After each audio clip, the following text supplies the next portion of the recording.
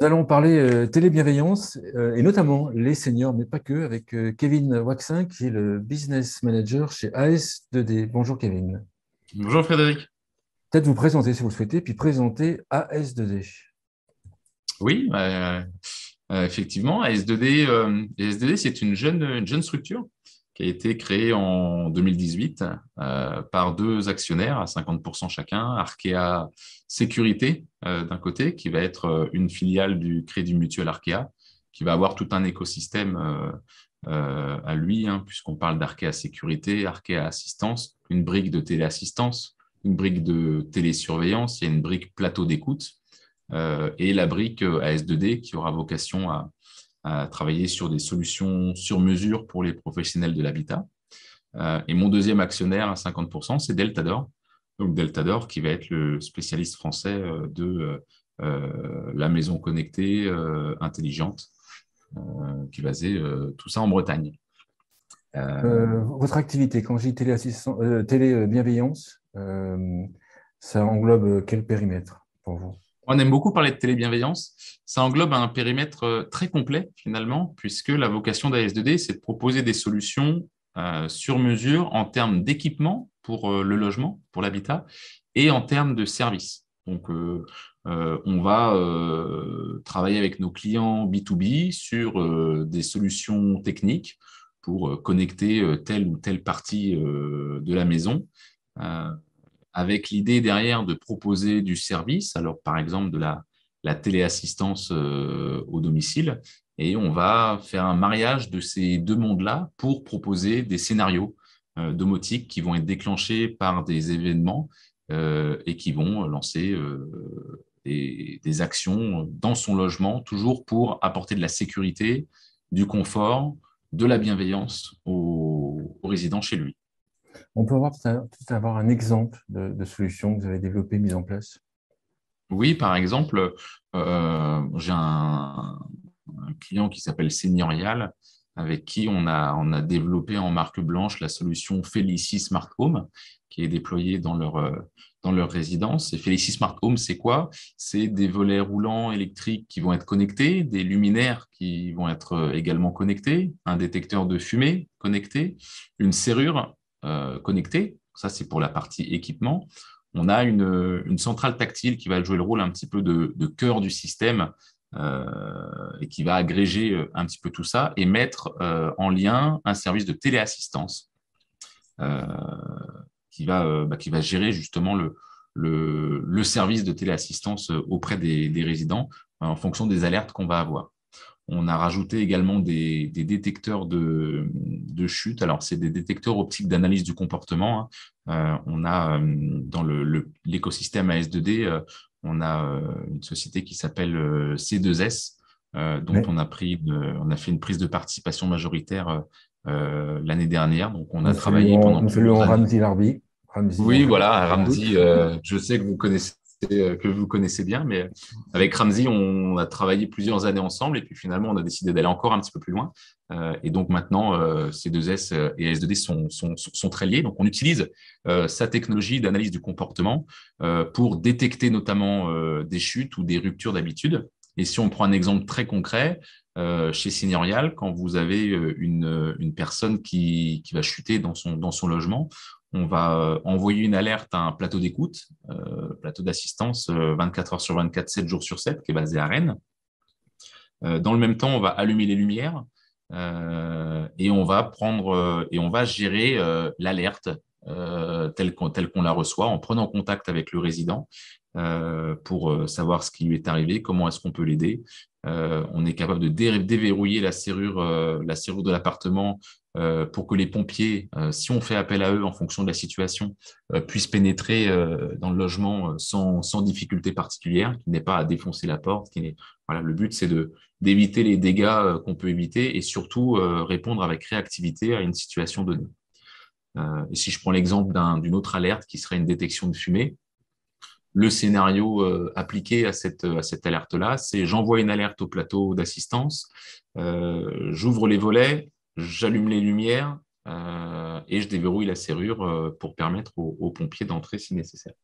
D'accord. C'est là que la maison devient, entre guillemets, intelligente et s'adapte à la situation.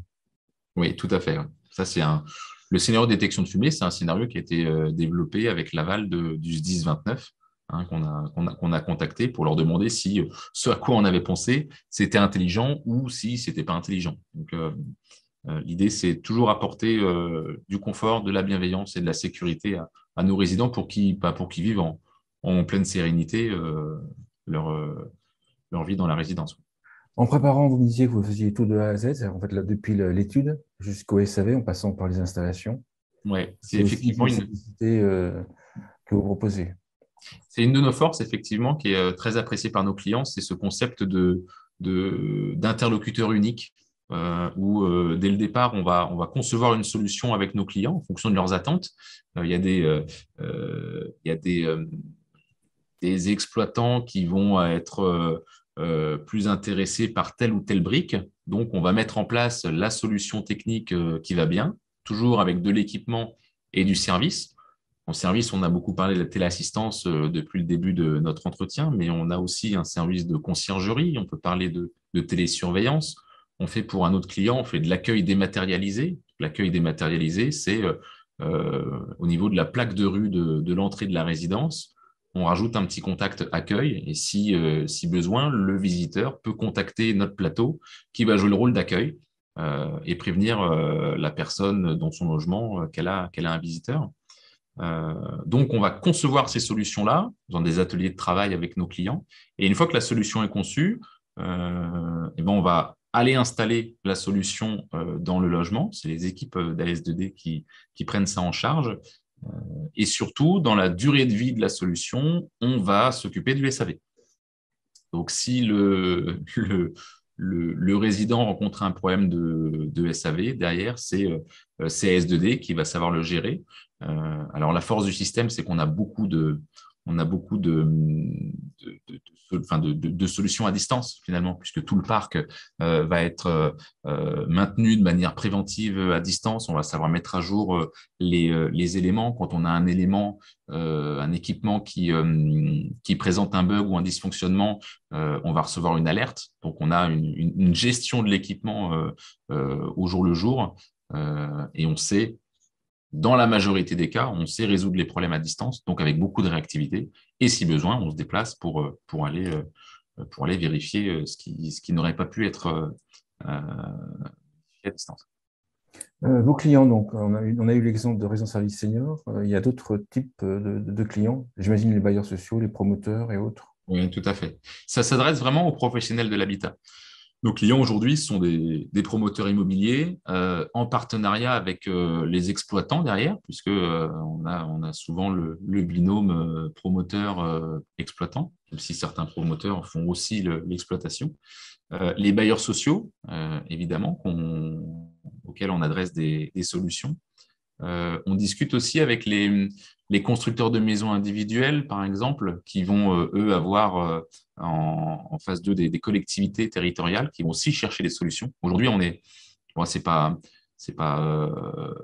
nouveau, hein, ce que je vais dire, mais aujourd'hui, tout le monde s'intéresse un petit peu à ces solutions. Tout le monde cherche des solutions pour que les personnes en perte d'autonomie, les personnes à mobilité réduite, les seniors, pardon, plus ou moins jeunes, aient un logement qui leur soit adapté et qui puissent vivre leur quotidien de la meilleure manière possible. Donc nous, on peut proposer une solution à tous les professionnels qui s'intéressent à ces sujets-là.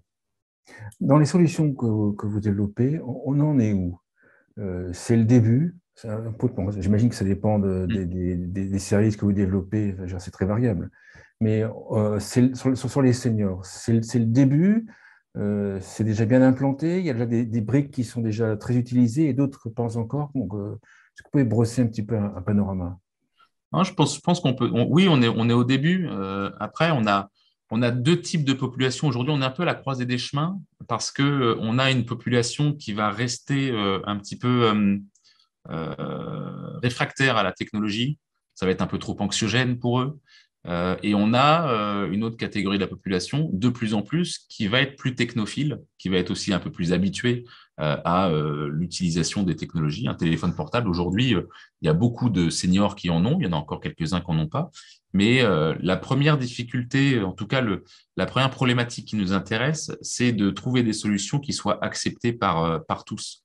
Quand on a commencé à travailler avec le lab seigneurial, ils nous ont demandé à ce que les solutions soient le plus invisibles possible. Concrètement, dans les faits, si un résident souhaite fermer ses volets avec le bouton du volet qui est à côté du volet, il faut qu'on puisse garder cette fonctionnalité-là. Nous, on va venir connecter, rajouter des fonctionnalités, mais il faut que le résident garde l'utilisation pour laquelle il est habitué. Donc, on travaille dans ce sens-là, mais on sait aussi que quand on construit une résidence senior, ce n'est pas pour les 2, 3, 4, 5 prochaines années, mais c'est pour aller bien au-delà. Et les populations qui seront intéressées par ces résidences-là dans les années à venir seront plus technophiles. Elles auront envie de programmer des scénarios domotiques à elles, je ne sais pas, fermer les volets au crépuscule, les ouvrir à l'aube. Aujourd'hui, c'est très peu demandé. Demain, ça le sera plus. Donc, dans l'utilisation, il faut quand même qu'on trouve des solutions qui soient utiles et utilisées. Très important qu'elles soient utilisées, sinon on travaille un petit peu pour rien. Et la deuxième partie de votre question, c'était par rapport à, enfin, est-ce qu'on en est au début, où on peut aller, comment on peut dresser un panorama. Son action Nous, suivante, on n'est pas. Pardon? mon action suivante, ça va être dans 5 ans, 2027 par exemple. On en sera où en fait? Qu'est-ce qu'on pourra faire? Qu'est-ce que vous pourrez faire dans 5 ans? Alors, nous, notre vocation, c'est d'être en veille et de savoir ce qui se fait. Aujourd'hui, nous, on travaille vraiment sur les usages. On ne va pas être concepteur d'une technologie en particulier, mais par contre, on va être en veille pour répondre aux besoins de demain et utiliser les bonnes choses qui sont imaginées par d'autres. Il faut nous voir comme un intégrateur de solutions. Et je prends l'exemple de la serrure connectée qu'on utilise. On n'avait pas de serrure connectée dans le catalogue. C'est en discutant avec Seigneurial, justement, qui voulait de la gestion d'accès on a travaillé sur différentes solutions. On a qualifié des solutions et on a intégré à notre catalogue une solution d'une start-up bordelaise qui s'appelle Iloki et qui nous a proposé un produit qui répondait parfaitement aux besoins. Donc, nous, en termes d'innovation, ce qu'on a fait, c'est qu'on a intégré cet objet qui était une brique et on l'a rajouté, on l'a intégré et on l'a mise dans nos scénarios qui vont apporter de la bienveillance et de la sécurité aux résidents. C'est dans ce Et- sens-là, je pense que nous, on peut avoir de l'innovation. C'est vraiment dans l'usage et dans l'utilisation de tout ce qui peut être imaginé aujourd'hui et demain.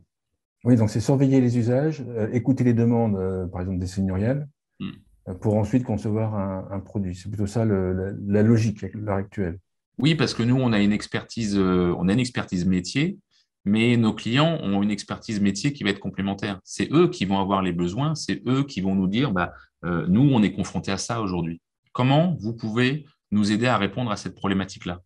Et là, en fait, on va faire rentrer deux mondes, le monde, même trois d'ailleurs, le monde de la technologie en termes de produits, le monde du service et le monde du promoteur ou du gestionnaire immobilier qui va avoir ces problématiques puisqu'il connaît ses clients et ses résidents. Donc là, on a parlé de l'exemple de seigneurial. Est-ce que vous avez un autre exemple de client? Ah oui, oui, tout à fait. Moi, je peux parler des résidences Mobicap, qui est un très beau client pour nous. C'est un jeune acteur du monde immobilier, en tout cas, qui va avoir un concept innovant de logement adapté pour les personnes à mobilité réduite et les personnes en perte d'autonomie. Donc, tous les logements Mobicap aujourd'hui sont équipés et connectés par AS2D, les luminaires, les volets, on a un détecteur de fuite d'eau, détecteur de fumée, les détecteurs d'analyse de comportement aussi, et tous les services qui vont avec. Donc, on travaille avec eux depuis plusieurs mois. On a déployé quatre résidences à ce jour et on continue de les accompagner sur le déploiement de leurs futures résidences, des projets ambitieux et très chouettes pour leurs résidents en tout cas. Et là aussi, vous êtes parti de leurs besoins et à une solution sur mesure ou c'est une solution qui était standardisée? Non, on est parti, pareil, d'un tronc commun. Il y avait la téléassistance qui faisait partie du lot dès le départ, puisque l'objectif, c'était quand même de proposer de la sérénité et d'être là en cas de besoin 24 heures sur 24. Mais derrière, on a pu discuter de ce qu'on pouvait connecter, de ce qu'on pouvait intégrer dans l'offre, et on a rajouté certaines petites choses, on en a enlevé d'autres. Par exemple, on leur a parlé de la serrure connectée qu'ils ont trouvé très intéressante, mais eux, ils ont un autre concept avec une porte motorisée. Donc la porte va s'ouvrir toute seule. Et nous, on n'a évidemment pas rajouté notre serrure, donc elle n'est pas dans ce pack-là. En revanche, on a été connecté ce moteur de porte pour pouvoir le piloter à distance. Donc, Donc on s'est adapté à un concept qui existait déjà, qui avait déjà été pensé par ailleurs. si je suis un promoteur et que je construis un bâtiment, enfin un ensemble pour toutes les personnes, aussi bien les jeunes, les plus âgés, etc., comment est-ce que ces sujets-là vont être abordés? Il va y avoir des options qui seront plus utilisées par les seniors plus tard, plus utilisées par les jeunes, plus utilisées par certaines catégories, et vous allez développer un ensemble, et puis oui, ce que je veux dire, il sera un peu utilisé à la carte, Mm. ou vous allez faire un produit pour les seniors qui sera, on va dire, aussi utilisé par les jeunes. Comment est-ce qu'on voit le sujet? On a différentes briques, des briques qui sont plutôt dédiées aux seniors, des briques qui sont moins dédiées aux seniors, et en fonction des dédiées aux seniors, et en fonction des besoins qu'on nous remonte, du cahier des charges dont on va nous parler, on va savoir prendre telle ou telle brique. Après, on peut profiter d'une installation, d'un pré-équipement pour souscrire ou pas à un service. Donc, on peut réaliser des résidences intergénérationnelles où on va avoir un pré-équipement qui va être commun, par exemple, à tous les logements. Ouais. Et les logements qui seront fléchés seniors, on va pouvoir mettre un équipement particulier complémentaire. Les logements qui seront fléchés jeunes actifs, famille, ça va être un autre équipement complémentaire. Les logements étudiants, on peut voir aussi autre chose. Donc, on peut s'adapter en trouvant un tronc commun. En général, c'est notre centrale tactile qui va jouer le rôle d'intelligence et de lien avec toute cette partie service, la conciergerie par exemple, qui peut agréger tout type de population. On a des solutions, oui, communes et des spécificités qu'on va adapter en fonction des populations visées. Est-ce que vous pensez que vos services seront également utilisés en B2C chez les particuliers? Alors typiquement, la conciergerie, on la met en place donc, dans le cahier des charges qui est vu avec nos clients B2B, on la met en place, mais c'est le résident, donc enfin, c'est le résident final qui va l'utiliser tous les jours, qui va faire appel à la conciergerie s'il le souhaite. Donc, au final, on peut presque parler de B2B2C, même si l'offre est créée par rapport à un besoin B2B. Derrière, c'est toujours le client final, le résident final, l'utilisateur final qui va en jouir. Sachant que les seniors sont propriétaires de leur logement et puis assez peu, on va dire relativement peu pour l'instant, déménagent, est-ce Mm. qu'on envisage aussi ces solutions dans l'avenir pour l'habitat ancien, en fait, l'habitat existant, ou ça va rester sur l'habitat en construction ou dans les résidences services seniors? Non, on peut faire de la rénovation. L'avantage, c'est que les équipements qu'on met sont des équipements qui ne nécessitent pas beaucoup de travaux. La serrure connectée, c'est remplacer le cylindre existant. Donc ça, c'est très simple. On s'attache à trouver des solutions qui sont facilement mises en œuvre, qui ne vont pas demander trop d'énergie en termes de travaux et trop de coûts non plus, parce qu'il faut quand même maîtriser les coûts quand on propose des solutions innovantes comme cela. Derrière, adresser le marché de la rénovation, oui, c'est possible. On discute avec certaines structures pour proposer des solutions d'EHPAD hors les murs, par exemple. Donc, les logements qui vont être à proximité d'un EHPAD, d'une structure médicalisée, pourront être mis en lien avec justement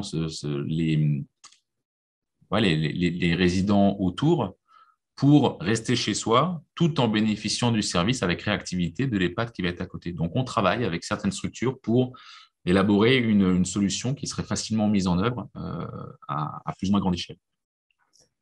J'ai plein de questions. Je vais reposer ma question. Dans 5 ans, dans 5, 6, 7 ans, on sera capable de faire quoi, d'imaginer quoi comme usage avec les seniors? Je crois que ce qu'on aimerait beaucoup faire, c'est c'est prévenir un changement prévenir une perte d'autonomie et prévenir la chute, par exemple. La chute, aujourd'hui, on sait la détecter. C'est pas un problème, c'est pas un souci, on la détecte, la chute. Aujourd'hui, on travaille sur des modèles, et notre spécialiste à nous, c'est C2S. Hein. On travaille sur des modèles pour prévenir la chute. Au niveau du comportement de la personne, est-ce que le résident a une manière de marcher qui va être différente d'il y a peu, ou est-ce D'accord. que Se bouge moins facilement ou marche différemment. voilà, on a plein de vecteurs qui peuvent prévenir, sinon une chute, du moins un changement. Voilà, on peut dire là, il s'est passé quelque chose. On a perdu un peu d'autonomie. Qui dit perte d'autonomie, dit ce serait peut-être bien d'être un peu plus vigilant. Et ça, quand on pourra prévenir ça, je pense qu'à horizon 5 ans, c'est largement faisable. Question qui me vient, est-ce qu'on vous a déjà fait des demandes qui étaient impossibles à réaliser? Impossible à réaliser. Alors, avec la technique, c'est jamais impossible. Après, c'est dès qu'on commence à élaborer le modèle économique où là, ça devient parfois impossible. Mais non, pour être franc, En fait, non, parce que les mes demandes sont quand même, interlocuteurs, c'est. les demandes sont quand même réalistes, parce qu'en fait, on pourrait très bien imaginer, Ouais. là, moi, ce que je voudrais, c'est que vos systèmes, je sais pas, prédisent la dénutrition d'une personne âgée, par exemple. Non, on n'a pas été jusque-là. Effectivement, les interlocuteurs qu'on a, Ils connaissent son euh, sujet, de toute façon. Je pense que ça vient aussi. Ils ouais, connaissent. ouais, ils savent. Aujourd'hui, les gros acteurs et même les moins gros acteurs de la promotion immobilière ou des gestionnaires de résidences, ils ont tous leurs experts ou leur département qui va être spécialisé dans la silver economy. Donc, en général, les demandes qu'on a, c'est des demandes qui sont relativement. On garde les pieds sur terre sur des demandes. Il n'y a pas de. Puis, on n'est pas une start-up avec. On n'invente pas non plus des choses qui vont vraiment sortir de l'ordinaire. C'est vraiment utiliser ce qui existe déjà. Si je dirige un groupe de résidence service senior et que j'ai écouté cette vidéo, par exemple, cette émission, et que je veux travailler avec AS2D, euh, quel est le chemin? Comment ça se passe? Ah, En schématisant jusqu'à l'installation et le SAV, comment ça se passe? le chemin, c'est de. Je pense qu'il faut vite se rencontrer pour comprendre le besoin, quelle est la problématique de cette personne en résidence senior. En général, on a toujours des problématiques. Et on a la chance d'avoir un showroom à Rennes qui présente toutes nos solutions. On a la chance aussi d'avoir des clients qui nous donnent accès à leur résidence pour présenter les solutions dans la vraie vie. Donc, l'idée, c'est de faire un premier point, alors visio, sinon pour commencer à faire connaissance et comprendre un petit peu le besoin, se rencontrer. Et puis après, c'est monter un ou plusieurs ateliers pour vraiment structurer une démarche de conception sur mesure de solutions.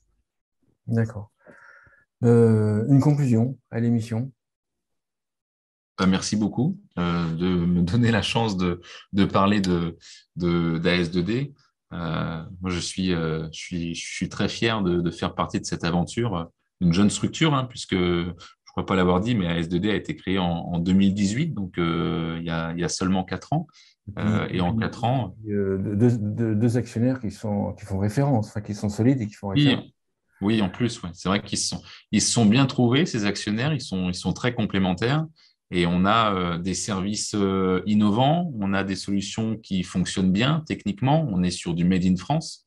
Donc c'est une chance de travailler sur des problématiques, d'être utile. Et moi, j'entends beaucoup de gens qui cherchent du sens à leur vie, en tout cas leur vie professionnelle. Et bon, moi, j'ai cette chance de faire partie d'une aventure qui donne du sens à ma vie. Et puis, j'ai des clients qui nous apportent toujours plein de bonnes idées et qui sont aussi animés de cette idée d'apporter de la bienveillance, de la sérénité à leurs clients. Ça, je les remercie souvent, mais j'en profite pour les remercier aussi à travers de cet entretien. Le message est passé. Merci, merci Kevin Waxin. Je rappelle que vous êtes business manager chez AS2D. Merci beaucoup. Merci Frédéric, merci beaucoup. Au revoir.